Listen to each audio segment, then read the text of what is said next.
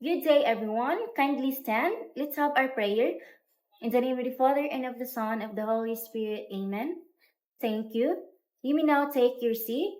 But before that, can you please pick up the trashes near your area and please arrange your chairs properly? All right. Class Secretary, is there anyone who is absent today? None. Very good. But before we start our formal discussion, let's have first a short review about our topic last meeting. Now, who can recall me or review about what we have discussed last meeting? Yes, National? Very good. Last meeting we've discussed about Lev Vygotsky and his theory of cognitive development. Now, who can tell me what Lev Vygotsky believed how people learn? Yes, you're raising your hand, Gonzalez.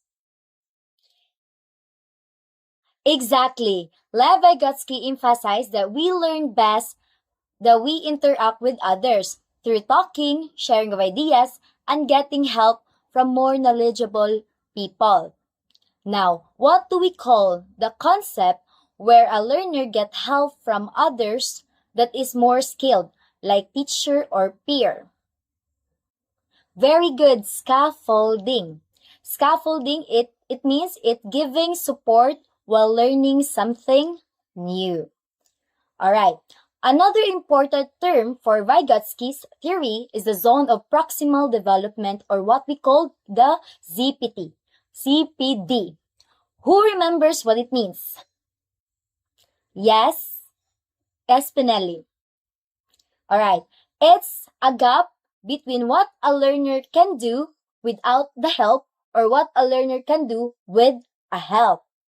Perfect. To sum up everything, Lev Vygotsky taught us that learning is a social process. We grew cognitively, taught interaction with guidance and collaboration. Now that we've refreshed our minds about Vygotsky's idea, I guess you are ready to learn something new today.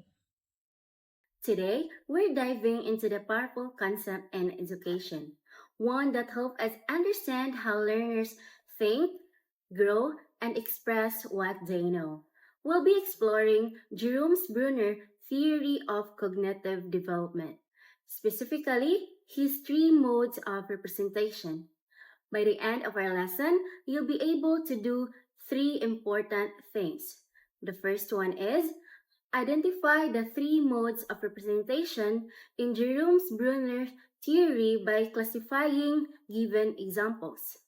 Second, reflect on the importance of inclusivity and equity in education by appreciating diverse ways of learning and representing knowledge through an interview and reflection.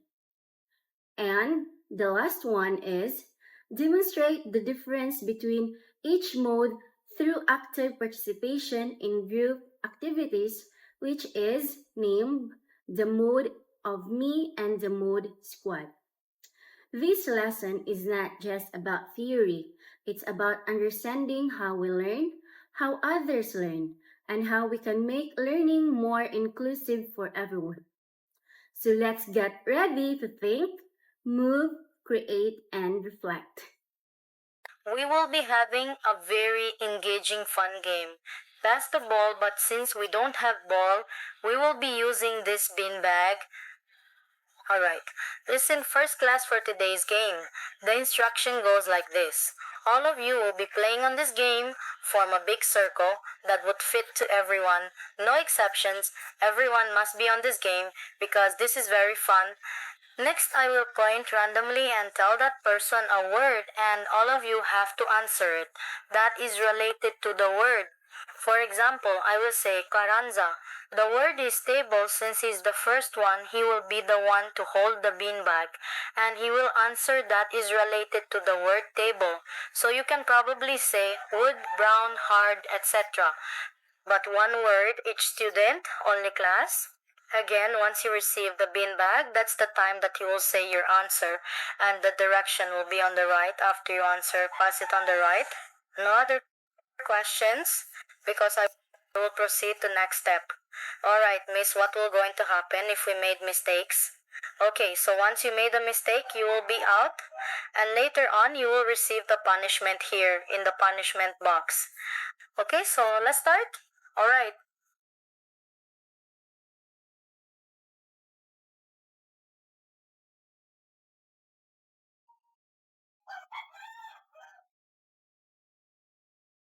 yes, Alingkong, here's the beanbag. The word will be water. You may now start in 3, 2, 1. Go.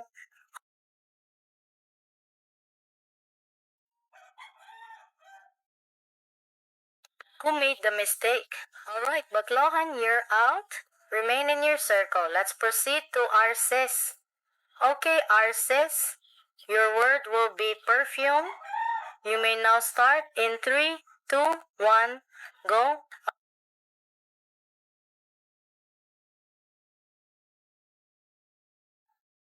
Alright, since no one got mistake, let's proceed to another word. Okay, Humo us. Your word will be books. You may now start in 3, 2, 1. Go.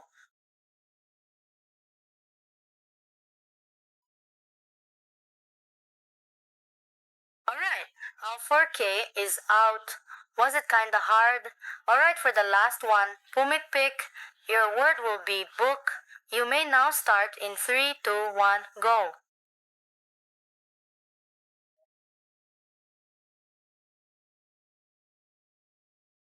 Alright, everyone, good job. Go back to your seat. Now we have two contestants who will be receiving a punishments. This punishment is very easy. This is a very random punishment, so you don't have to worry about. Alright. Baklohan, kindly get your punishment here in the box.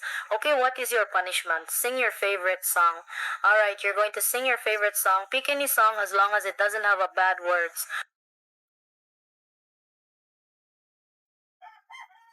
Alright, thank you so much, Baklohan, for that wonderful voice. I can see that your classmates had fun with your voice. Okay, so now on 4, you get your punishment here. Alright, so what did I get? Pick a random animal, act it out, and let them guess the animal. Alright, it sounds so fun. Al-Forky, don't be shy. Just act it out and let them guess. Alright, so the animal is lion. So everyone guessed the answer, right? So everyone is already energized. Alright, alright.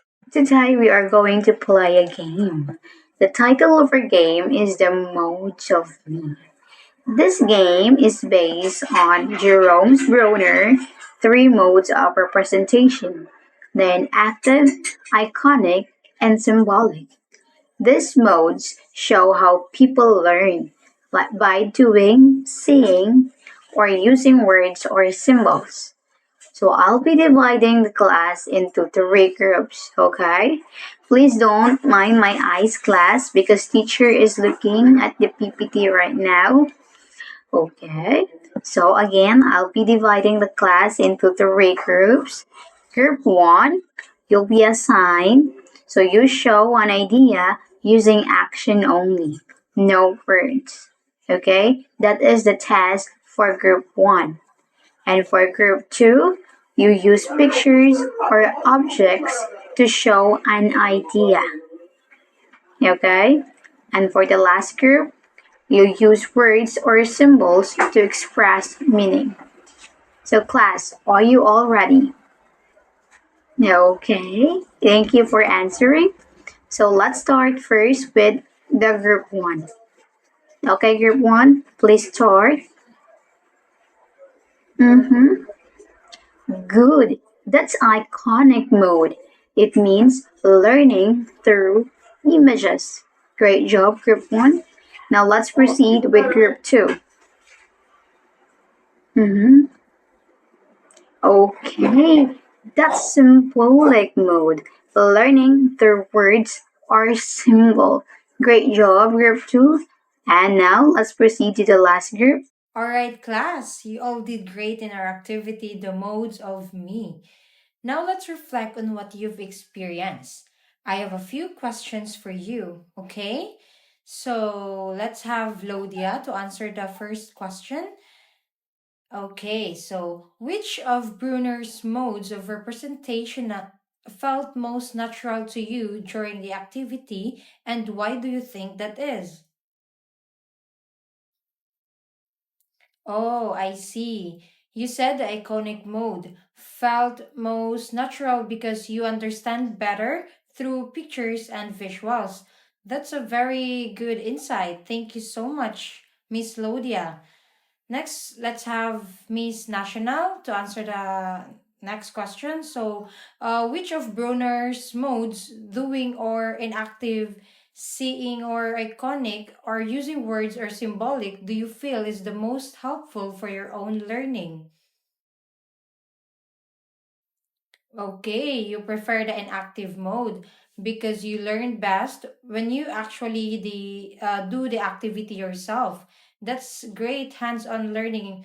That's great, Miss National. Hands-on learning really helps us remember. Okay, so the next question is, what does your preferred way of learning reveal about how you best understand new things? Yes, Miss Lungayan? Yes, that's right. It shows that when you're actively involved, you can process information more easily and understand lessons deeply. Okay, so the last question is, what did you notice about how others learned that was different from your own preferred way? Let's have Miss Castro. Okay. Good observation. Some of your classmates learn better through words or visuals, while others learn through movement. And that shows that each learner is unique and we all have different strengths. All right, thank you so much. Very good reflections, everyone. This activity helps us see that learning happens in many ways through doing, seeing, and using words. And as future teachers, it's important that we value all these pathways. Okay, thank you so much, everyone, for your cooperation.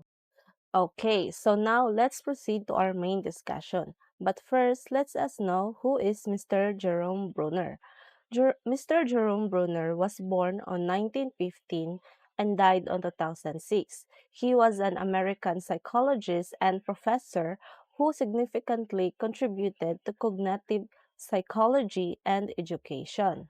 So he studied cognitive phenomena such as perception, memory, and learning, especially in children.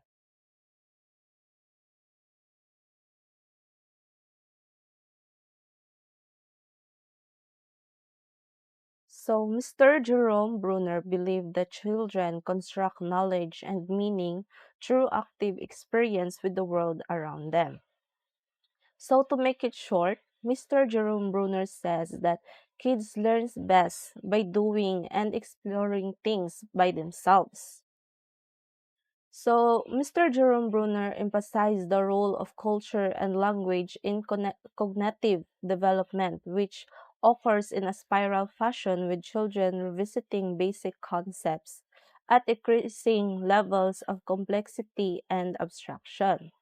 So, he also said that kids or the children learns best when they talk and share ideas, going back to the same things but understanding them better each time. So, Mr. Jerome Bruner proposed that individuals construct knowledge through the three modes of representation. So, these are the inactive, iconic, and symbolic, which we will be discussing later on.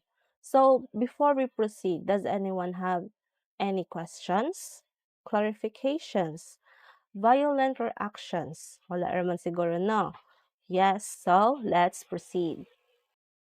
Jerome Bruner believed that children learn best through active engagement with their environment.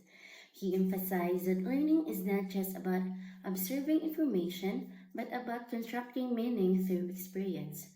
Language and culture play a vital role in shaping how children think and understand the world around them.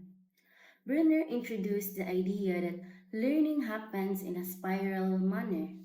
It means that students revisit key concepts over time, each time at a deeper and more complex level. This approach helps learners build in a way they already know and connect new ideas more meaningfully. Instead of fixed stages like Piaget proposed, Bruner described three modes of representation, ways in which knowledge is stored and expressed. Okay, class, does anyone knows what is an active mode? Okay. So, an active mode is from 0 to 1 years old, means knowledge is stored primarily in the form of motor responses. This mode is used within the first year of life, corresponding with Piaget sensory motor stage. An active mode means thinking is based entirely on physical actions and infants learn by doing rather than by internal representation or thinking. Okay, class, does anyone knows what is the example of an active mode? So the example of an active mode is total physical response, means this is the quintessential inactive language activity. The instructor gives a command, for example, stand up, touch your nose, point to the door. The action and the students perform it. The meaning of the vocabulary and commands is understood through physical movement, not translation. The student's knowledge of the word is stored as motor response. Okay, class, there is another example for inactive mode. The other example for inactive mode is using realia, means real object. The meaning of it is having students perform tasks like pass the red book to Maria or put the apple in the chair, forces them to use language as a tool for action. The meaning of pass, read, on is learned through physical manipulation of objects in a real world context, not through a definition. Okay, so let's proceed to the iconic mode, which develops at the age of 1 to 6 years old. So I want everyone to read with me. Information is stored as sensory images, icons, usually visual ones, like pictures in the mind. For some, this is conscious. Others might say they don't experience it. This may explain why, when we are learning a new subject, it is often helpful to have diagrams or illustrations to accompany the verbal information. So this basically means that in the iconic mode, the information is stored as mental or visual images. So learners remember things by seeing them through pictures, diagrams, or other visuals, right?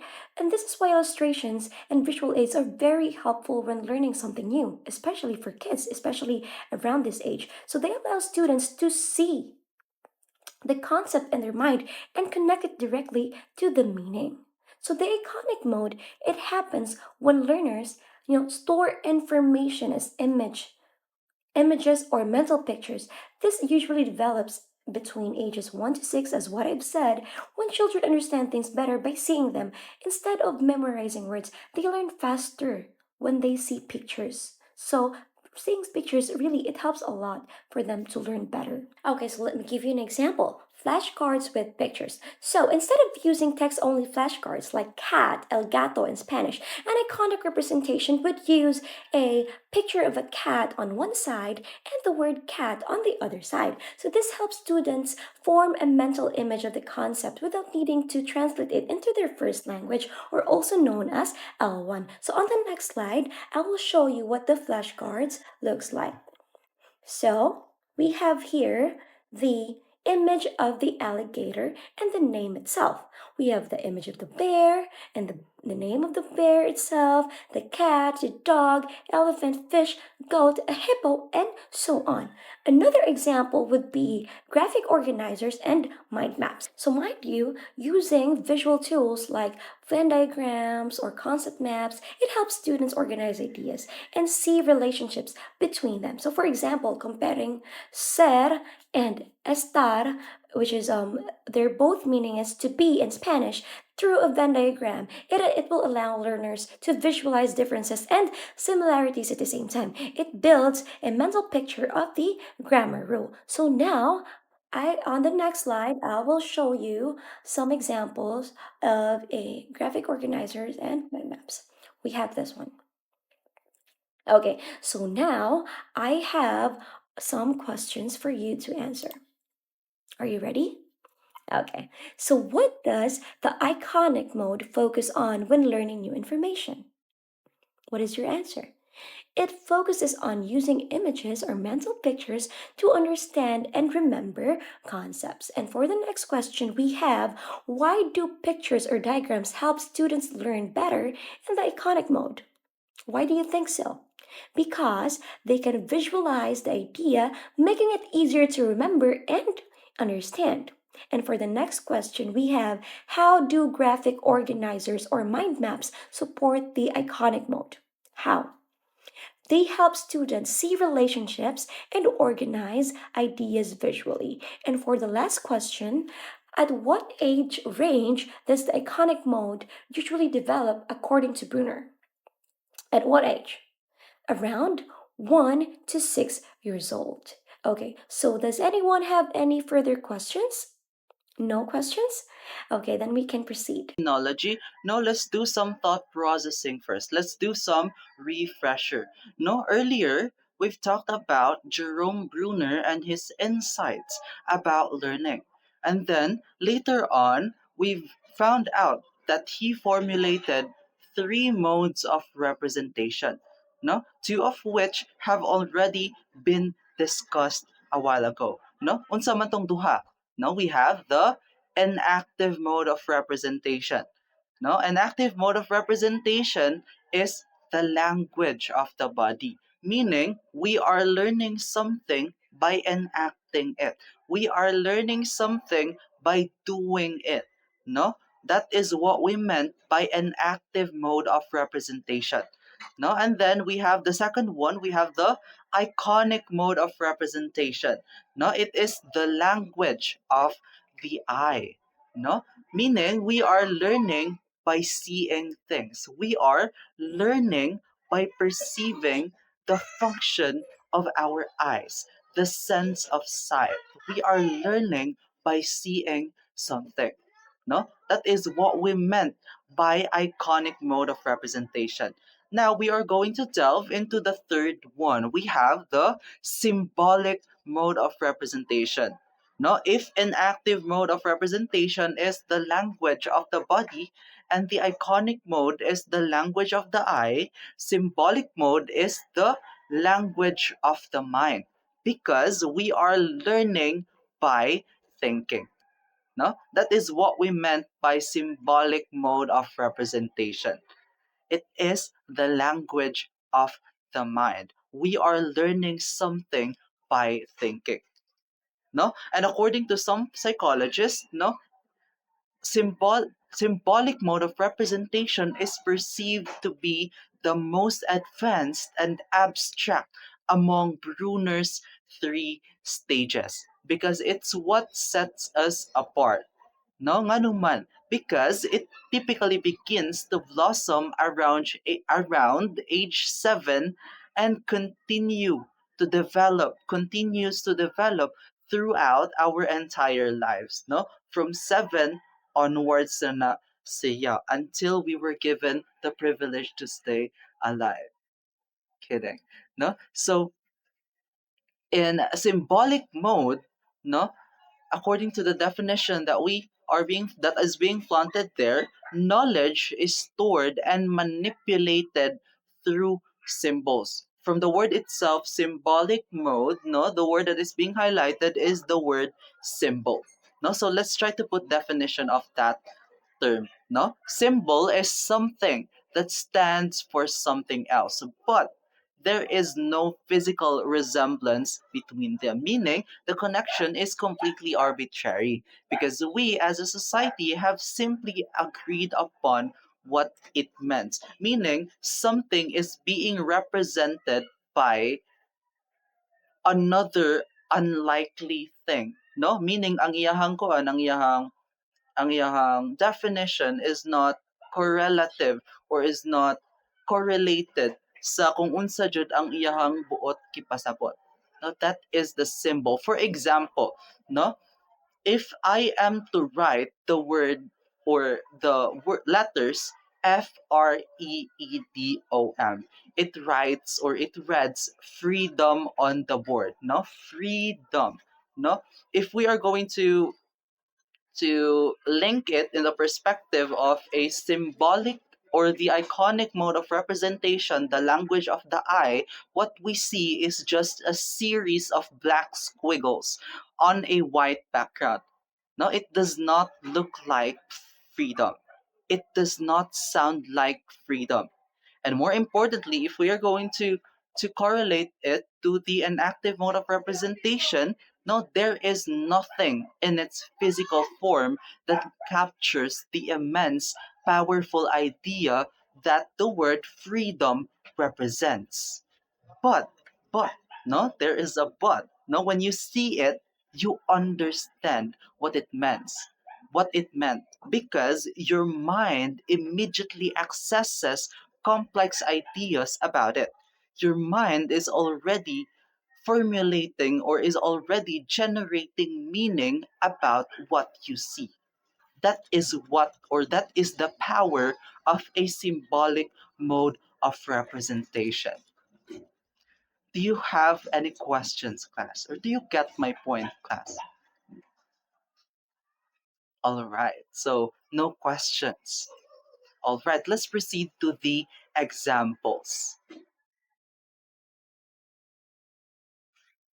Let's say, for example, when you write an essay. Now, when you write an essay, you are not just scribbling words, you are not just putting words down, but rather you are manipulating symbolic rules of grammar and syntax to build a logical argument and convey a nuanced perspective.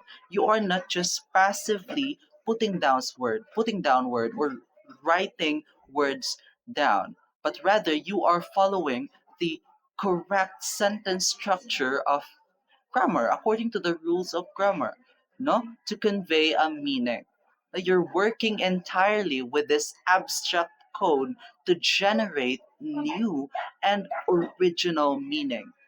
That's what we meant by symbolic representation, symbolic mode of representation. Another meaning, another example is that when you engage in a debate, diba? Or when you are engaging in a debate, diba? When you are in a debate, there, you are not there to enact how a debate should be demonstrated. No, you are not there, and more importantly, you are not there to see how a debate should look like. No, you are there to engage in a discourse. You are there to engage in an argument. And when you are in a discourse or in an argument, you are going to use your mind. You are going to use your critical thinking skills. No, that's why when you are in a debate, you are using symbolic language to defend a position, to counter an opponent's points, and to persuade an audience. Now, that is the power of symbolic representation.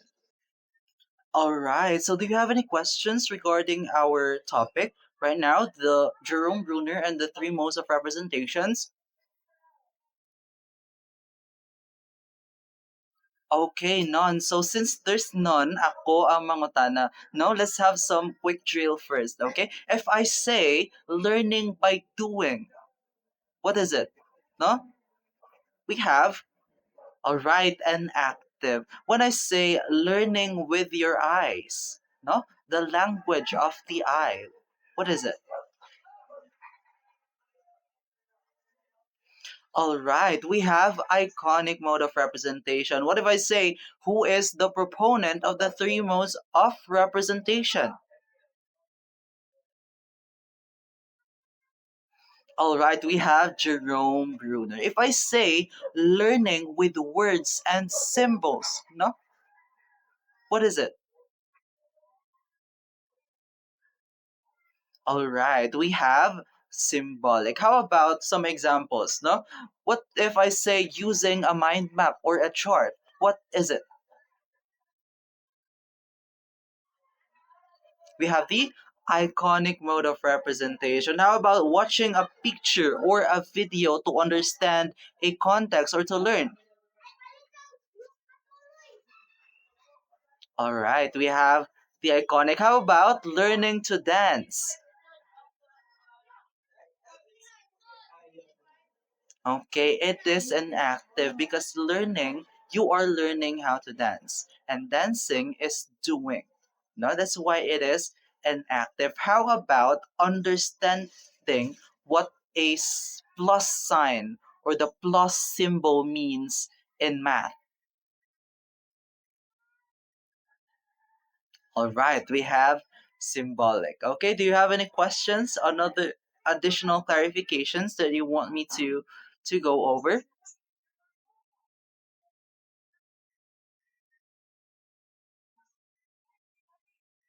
All right, none. Perfect. So, alright, class. Now we will bring our lessons to life through our activity called the Mood Squad. A strong earthquake has just hit Cebu and it caused panic and damage across the city. So each group will use a different mode of representation to show what happened and how people responded. Remember, the goal is to communicate clearly and creatively using your assign mode. So I have a group 1, 2, and 3. Group 1 is you will write a short editorial article about the Cebu earthquake. Use words, arguments, and logic to persuade your readers. Focus on the clear message. For example, the need for better earthquake is preparedness or the importance of government responses. Group 2 is your task is to create a caricature that shows that essence of the Cebu earthquake. Use drawing and symbol to express what happened, the fear and the teamwork, and the hope that followed. No need for long text. Your image should speak for itself. Example, building shaking while a people help each other, or a rescuer lifting someone from debris with the word Bangon Cebu. Group 3. You will perform a short skit showing how people experience in the earthquake before, during, and after it happened. Act it out as if it's real. Show emotions like fear, courage, and the cooperation. You may include rescuers, family members, and government responders. Example, people doing normal activities. The earthquake suddenly hits panic and shouting. Afterwards, the rescuers arrive and help.